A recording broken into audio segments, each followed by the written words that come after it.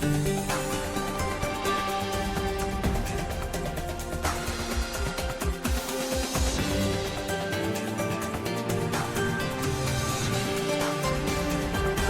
today's World Insight, the heralded Asian century in a time of pandemic, climate change, and other global upheavals.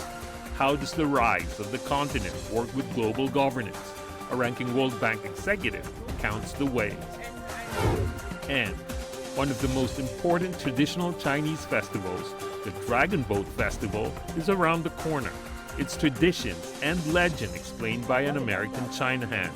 Then get up close with one of China's most well-known contemporary poets about his love for ancient Chinese poetry.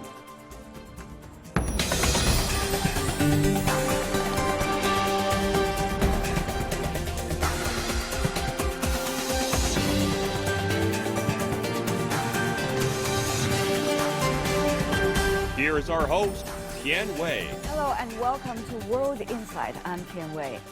The reemergence of Asia is among the biggest tectonic global shifts in our time. The Asian century has long been heralded. The continent is home to 59% of the world's population, more than 47% of the global GDP. Not only is Asia growing richer as it becomes more integrated, it is coalescing as a constructive force for global governance. But as the world is facing a mixture of new challenges and geopolitics, has the Asian century indeed arrived? How much say does Asia have in the global governance system? For answers related to that, I asked Victoria Kwakwa, the World Bank Regional Vice President for East Asia and the Pacific. And here are her insights. And I'm so honored to be joined by Victoria Kwakwa, who is the World Bank Regional Vice President for East Asia and the Pacific. It's been a long time, the world is changing, but I know you are sticking to the important work, which is about carbon neutrality and sustainable development. Tell me more about how the region, East Asia and Pacific, are doing as a whole in this regard. Sure, thank you very much.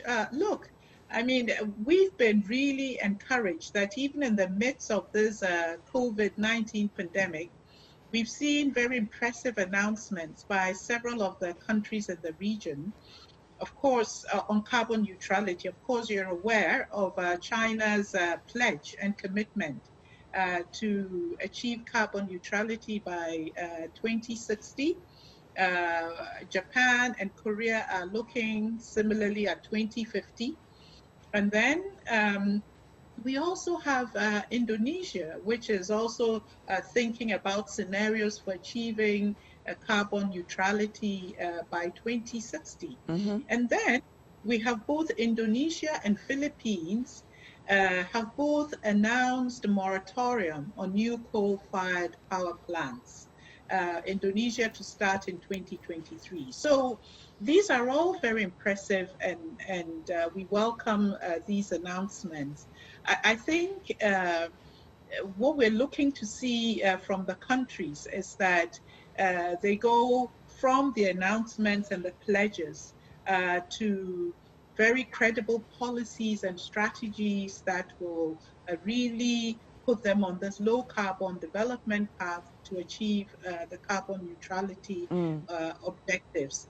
For example, if you look at China, China has done very well on climate technologies and renewables. It still needs to do a little bit more to support a just transition away from coal in coal-dependent communities.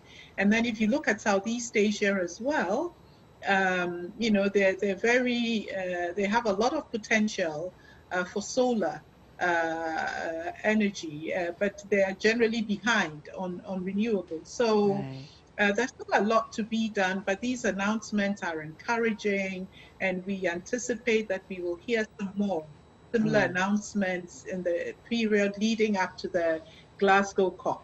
As you mentioned, Victoria, China committed to 2030 carbon peak and 2060 carbon neutrality. Yes. Now, there's a lot needs to be done in terms of, for example, the coal-powered power plants, and yet there are issues about how to get there, the real roadmap.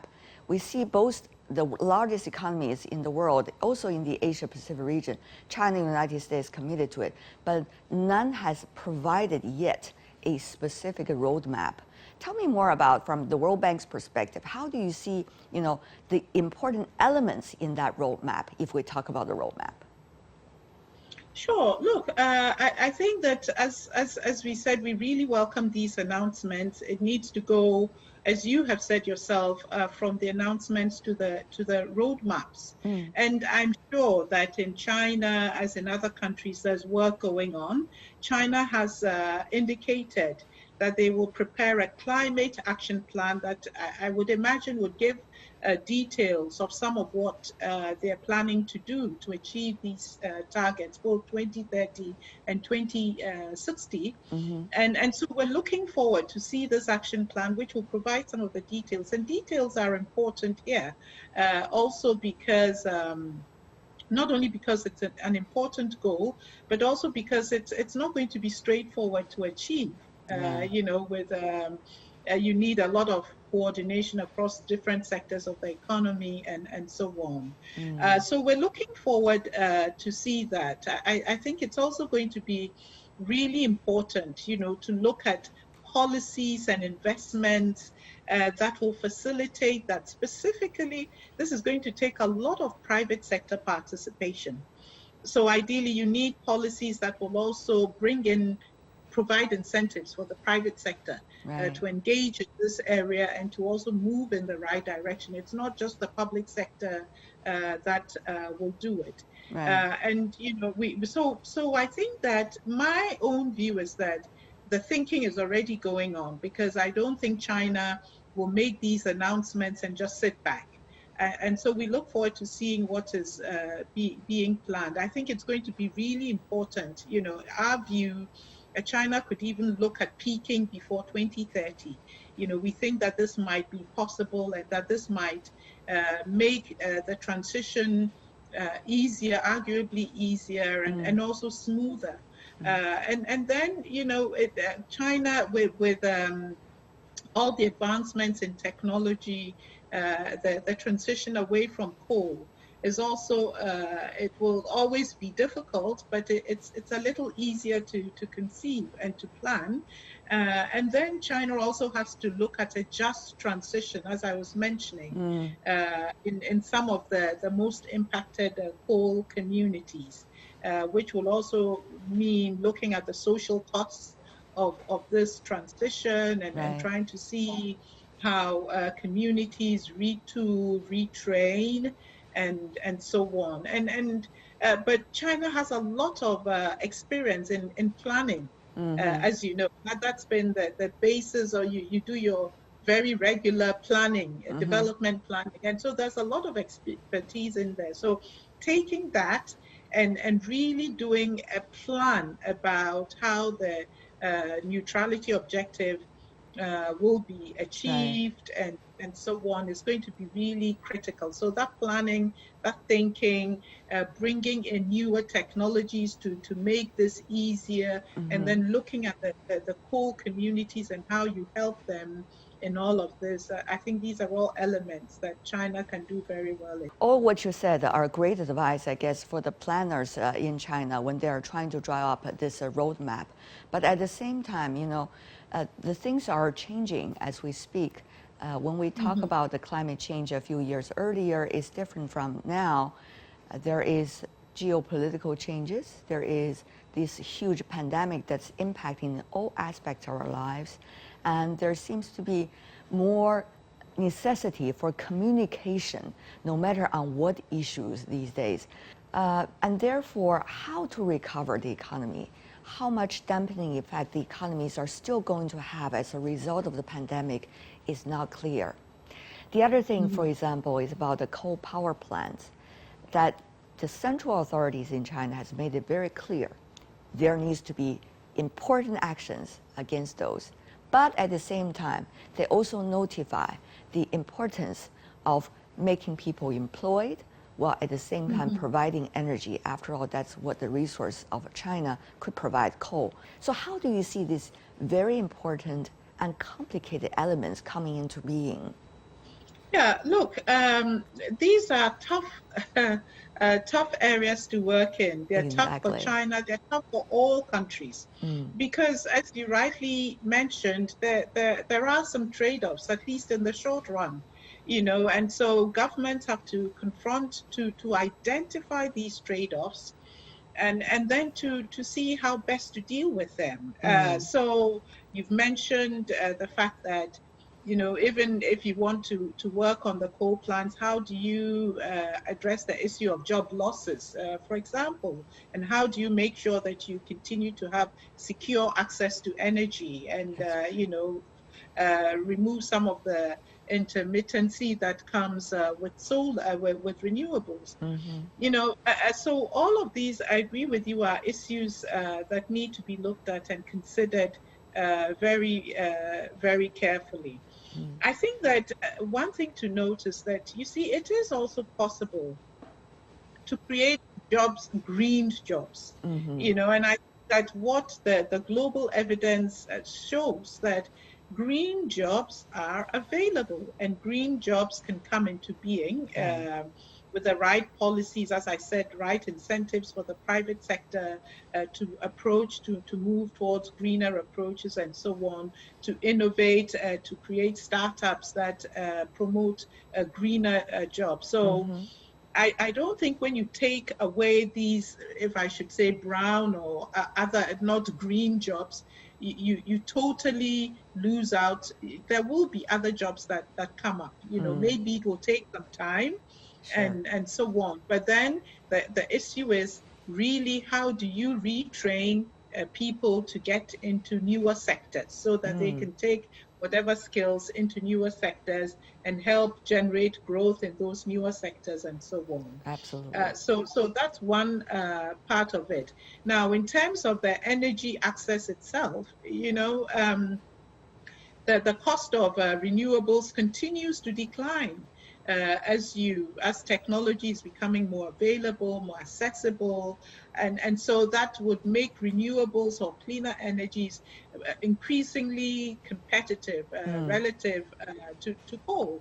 And then you have issues, newer technologies like battery storage that can also help you address some of the shortcomings of renewables, in the fact that there might be more variability around the availability and so on. So I think with a combination of technology, with a combination of good policies and incentives to drive investments into certain sectors, that will be consistent with a transition, it is possible.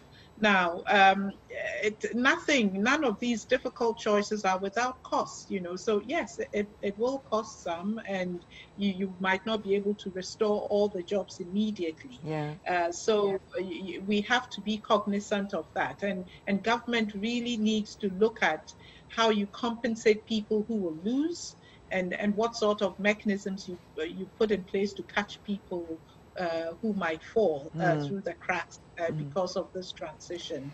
But I'm confident that with technological advancements, of which China is a big part of it, Right. with technological advancements, it is, and then with the right policy incentives, it is possible to move in the direction that is needed. For example, in China, with the ETS system that is being put in place this year, this is really good, because we welcome that very much, and it's something that is going to help put a price on carbon that will Yes. provide the right incentives, for activity to move in a way that is more carbon neutral. Yes. Currently, the price that's coming out of the ETS is about $8 per ton, which is, much lower than what scientists will say needs to happen for us to achieve the Paris objectives. And so over time, you know, you need more incentives for the price to rise, so that it contributes in a much more substantive way, in a meaningful way. But that is something that can happen over time. Victoria, I want to To report to you, I've been traveling around China a bit over the past few months, and there are enormous amount of energy that both the central and local authorities put into in terms of carbon peak and carbon neutrality planning. If you are in Beijing, you will see conferences that are taking place every day on the issue, and people are very proactive in thinking about what can I do. You know, a lot of the jobs were created as forest rangers, as ecotourism. So people are working on the green jobs as we speak. So what you have just said really coincides with what I see in different parts of my trip as a journalist. So congratulations, I guess, on both sides, both the policy-making side from the World Bank and advice for China, and the Chinese on-the-ground practice. This is really the commitment of the government itself. You know, I don't think, I think the government and the people of China should take the credit for it, and we're happy to support in any way that we can. Please go ahead. And the other thing, you are in charge of the Asia, East Asia, and the Pacific. You see a lot of vibrant economies in this region. People have been talking about this is Asia-centric. But if you take a closer look, Victoria, let's just be frank here. When it comes to the power of having a say in the international governance system, this region is still not comparable to some of the others. Well, shall I say, on the way there, but still not there. But the reality has already changed. So how do you see this divide between the real realities and the say in the international governance system? Victoria. Yeah, thank you for this question. And, you know, I think that a lot of this happens over time and it's quite dependent on having robust economic standing that continues to improve over time. You know, and there you have to give it to this region. Over the last several decades, this region has done a fantastic job, an outstanding job in terms of economic performance, and has contributed. If you take the decade before the COVID crisis hit, this region contributed on average 37% to global growth. You know, so this region has been consequential. You know, if you look at where it's come from a couple of decades ago to where it is contributing. Yes, so yes, its economic contribution has really been important and matters. Now, what we have to look at is the risks that are presented by the COVID, you know, because with COVID, there are risks of economic instability. The financial sector and the corporate sector are much more vulnerable. There's rising debt, or debt has risen. You also have a real risk that human capital will be eroded with school closures, with food insecurity and increasing hunger and so on, or food deprivation. So all of these are things that need to be watched to avoid eroding human capital that will take back on the gains that this region has made on the economic front. For example, on the human capital, our estimates suggest that you know, they could lose, students in the region could lose about 0.8 years of schooling between the onset of the crisis and the end of 2021. So, and that's not insignificant. So what I'm saying is that, look, the question you posed about their role in global governance and the global governance system, yes, it's a challenge, but what happens over time will depend increasingly on the economic success of these countries. And as they become more and more successful, their voice will continue to matter and will matter more and more. And they're coming into the global governance will become something more real. So what is important is for them to work continue to work at safeguarding the economic success that they've made over the years. And then, of course, continue to raise their voices in these global fora and, over time see what happens. And I think that there is recognition that you need to give more voice to the new emerging areas of economic power, including places like East Asia. So this is something that I think will be redressed over time, but maybe not overnight, but it's something that we need to continue to focus on. And the best tool that they can have is to continue to do well on the economic front and have equitable and inclusive growth, strong economies.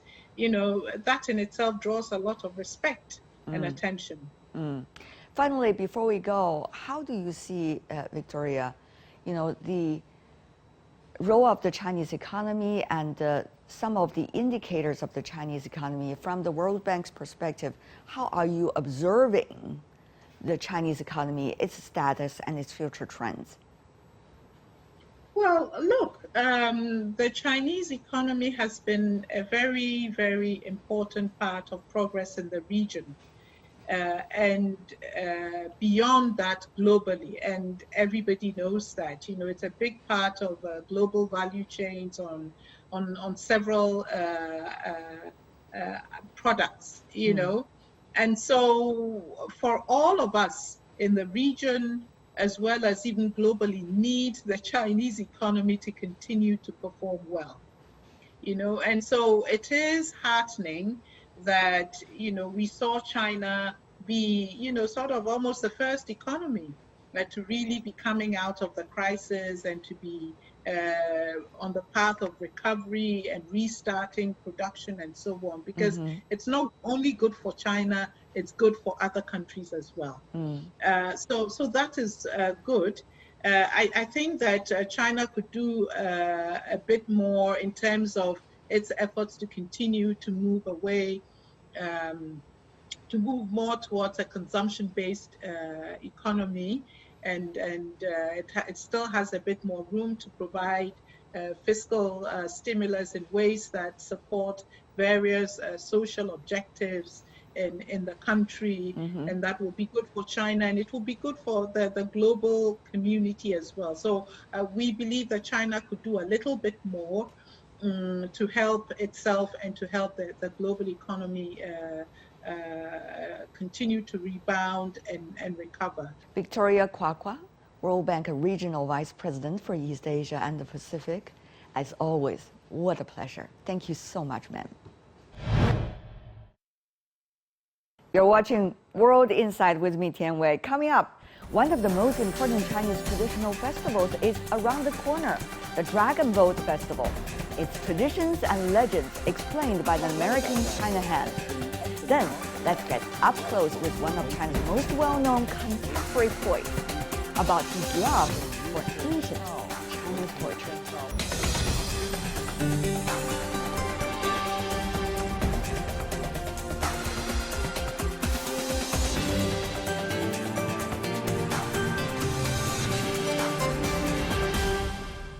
Welcome back. This is World Insight, and I'm Tian Wei. The coming Monday marks this year's Dragon Boat Festival, also known as Duanwu Festival in China.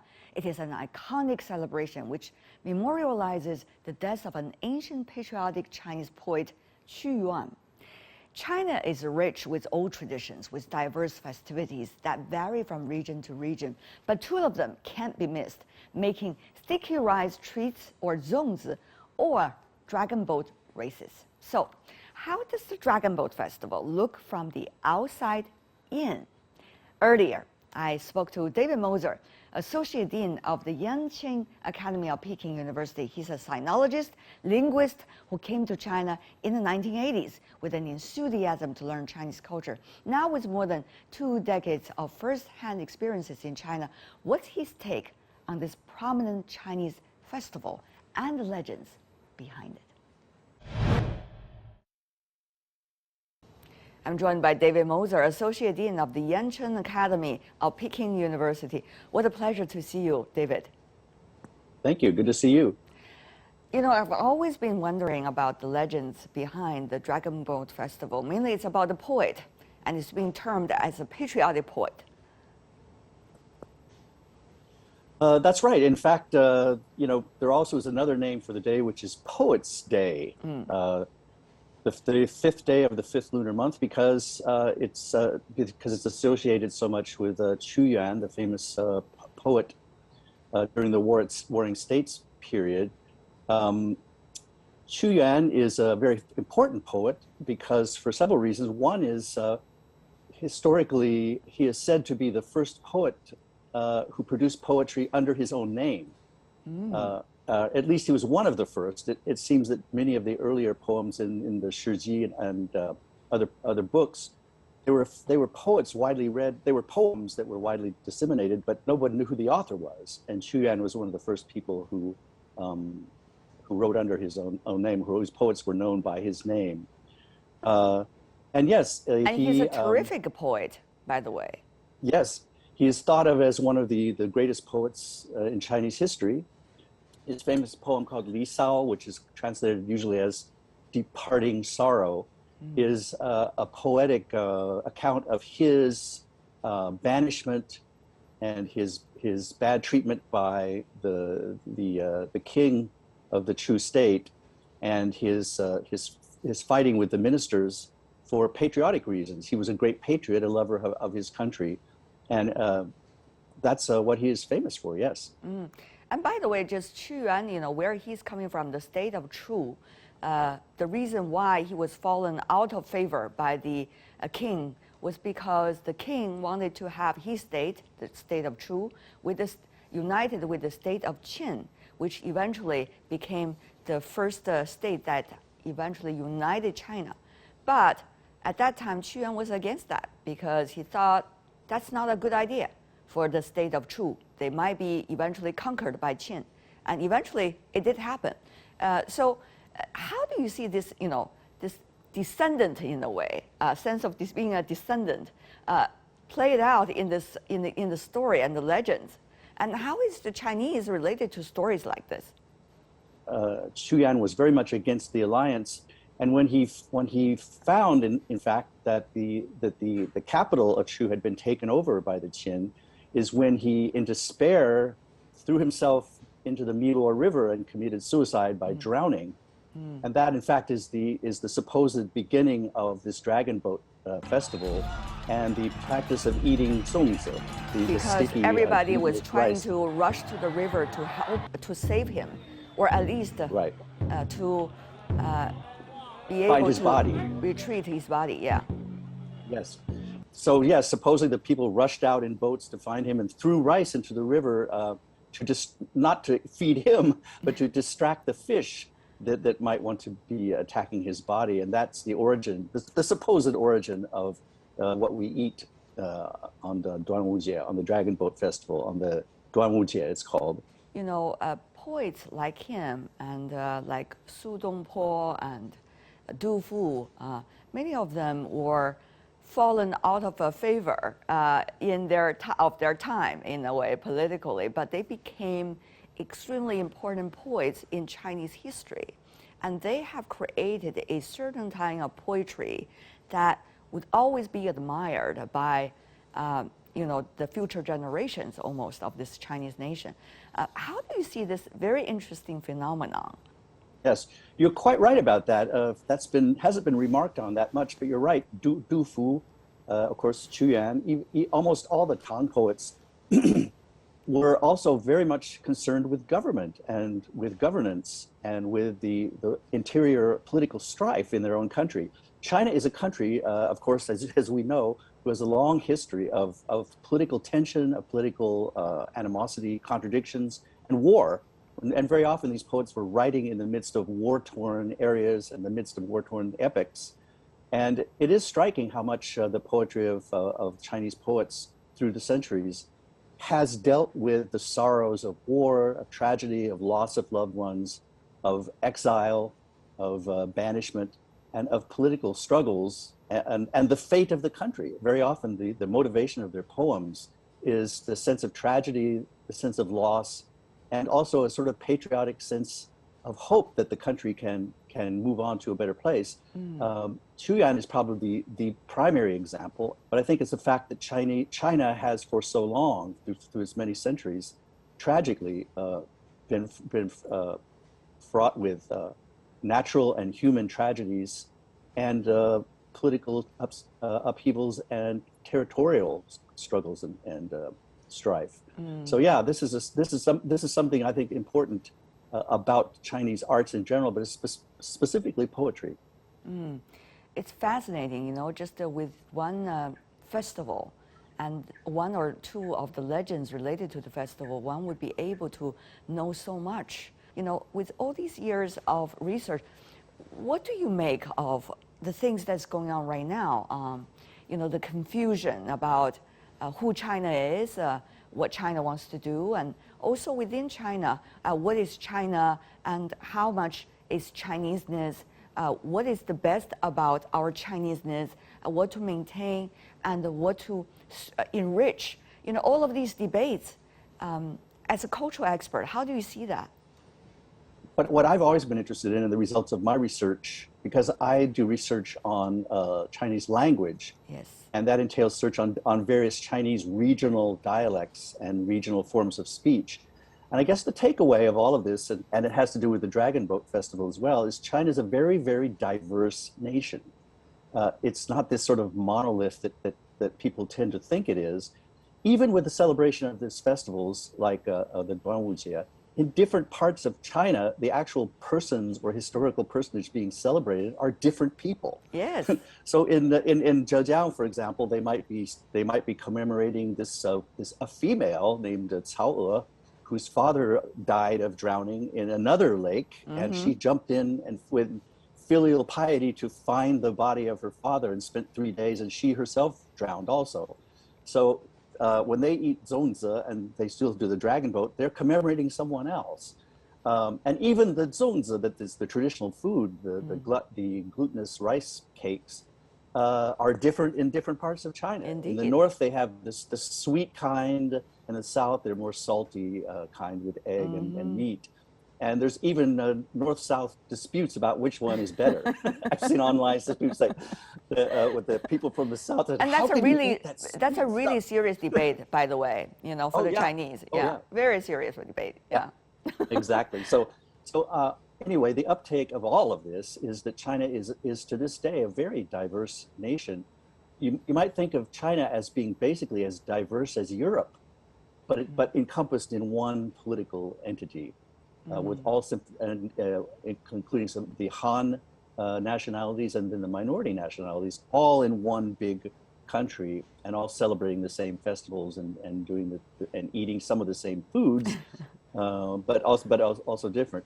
Hopefully, understanding the fact that China is as diverse as it is would help some people to understand the complexity and the different layers of issues related to China, which they are working on, hopefully. Hopefully, China. This is one of China's strengths, but it's also one of its problems. Even my country, it's one of our strengths. It's one of our difficulties is diversity. China has a great deal of diversity, and that diversity also includes pockets of poverty and pockets of incredible wealth.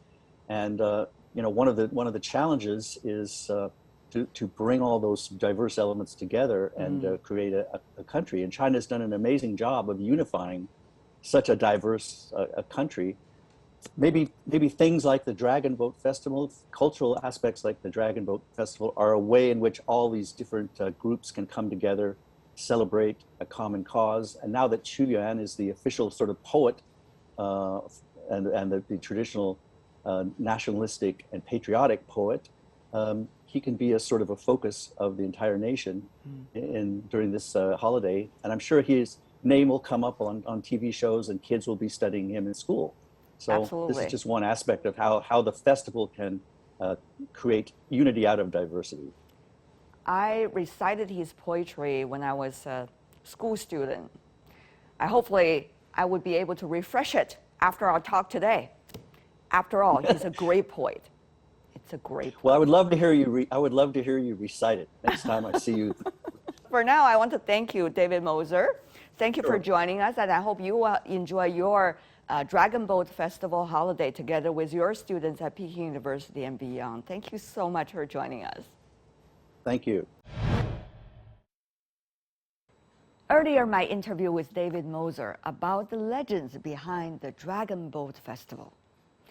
As the festival draws near, we pay tribute to poets in Chinese contemporary history. In the 1980s, just as China was beginning to give the world a glimpse of its rich heritage, literature and the arts were blossoming among the younger generations then. Many brilliant young poets at the time breathed life into words that moved, inspired, enlightened, and invigorated the readers. I spoke with one of China's contemporary poets, Xi Chuan. He shared his unique insights as a wordsmith and how he approaches his and his peers' work with such poetic license. By the way, he also has developed, through decades, a love for ancient Chinese poetry. Between poetry and philosophy, or between poetry, maybe a religion or something else. That's very interesting. It's between us. Can you give us some examples? After 1992, I started to write prose poems, and lots of Chinese readers, they were not used to my way of writing after 1992, and they feel that that's not poetry, because ordinary people, they understand that poetry should be in lines with rhymes. You want to break that? Yeah, I want to. What did you do?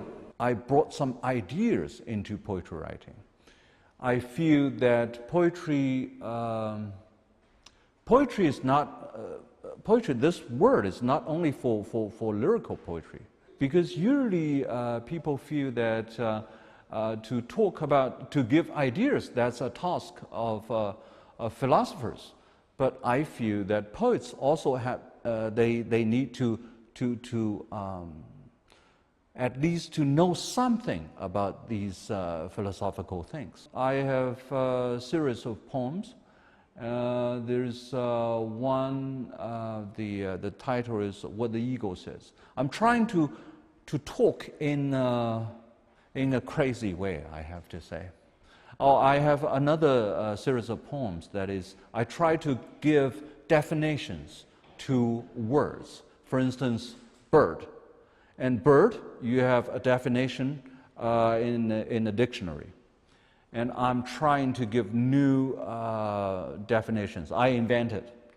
Not only about birds, about city, about this term city, this word, about what else? Fire or shadow. And I try to give the definition in a very official way. But Sichuan way. Sichuan's official version. But what I talk there, what I have there, could be something absurd. We are very much looking forward to listening to those poems. Yeah. Grandmother. My grandmother coughs, waking 1,000 roosters. 1,000 roosters crow, waking 10,000 people.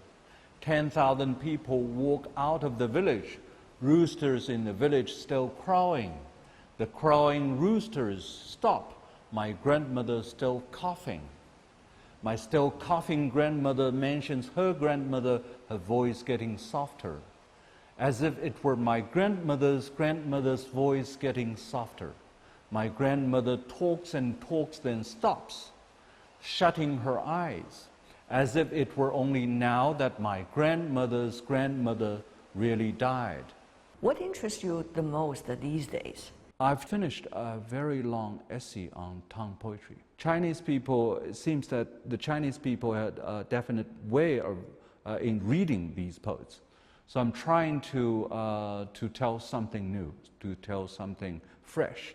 to give new ways in reading these poets. But Not why? only- I mean, Xu Guang, why? Chinese society is changing so fast. Yes.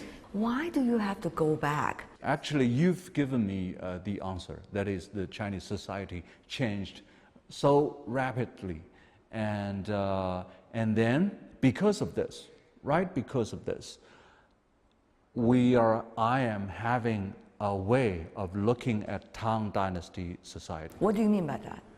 For instance, what's the relationship between poetry writing and the social changes? And you can't read Tang poetry only according to, only as dead poems, only as knowledge. But they are heritages for us. But the poets from Tang Dynasty, when they were writing the poems, they were writing just like us writing at this time. The social changes, gives me such an opportunity to find something new there in Tang poetry. What did you find? Because, for instance, in Tang Dynasty, there are also monk poets. And so beside Li Bai and Du Fu, there were poets like Han Shan, who's very famous in other countries, in the United States, in Europe. His name was translated into like this, the Cold Mountain. But in Chinese, that's Han Shan. And, but Han Shan was not the only monk poet from Tang Dynasty. There is another person, his name is Wang Fanzhi, and also a very famous monk of Zen Buddhism, Huineng. They wrote with a kind of vernacular Chinese. They were away from the mainstream of the Tang Dynasty. And that, for me, that's quite interesting. That's my earlier talk with Xi Chuan, one of China's most well-known contemporary poets. That's all the time we have for today. If you'd like to see more, search World Insight, check out our YouTube channel, follow us on Twitter and Facebook. I'm Tian Wei. On behalf of the team, thanks for watching. Bye for now. Have a great weekend.